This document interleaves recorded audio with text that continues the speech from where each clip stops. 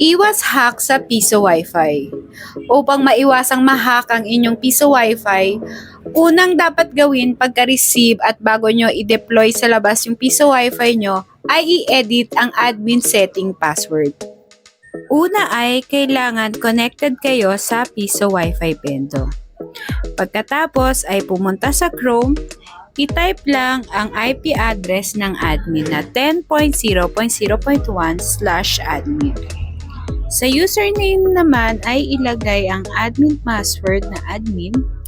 Sa password naman ay Wi-Fi 5 soft. Then click login. Ida-direct kayo niyan sa dashboard ng inyong admin settings. And then i-click itong nasa upper right icon. Sa tabi ng Wi-Fi 5 soft device, i-click itong 3 dots at hanapin ang change password. Then, i-change ang inyong username. So ako, ilalagay ko na lang dito yung default na username na admin. Then, yung old password natin na Wi-Fi 5 soft. Then, ilagay ang inyong new password.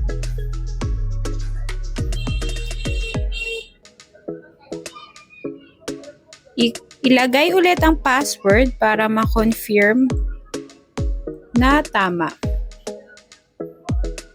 And then, click save. So, ganyan lang po. If nalimutan nyo po yung password na pinalit nyo, ay i-message nyo lang po kami ulit at matutulungan naman namin kayo. Kung meron pa po kayong tanong, ay i-comment nyo lang po sa video na to. Maraming salamat mga kanegosyo!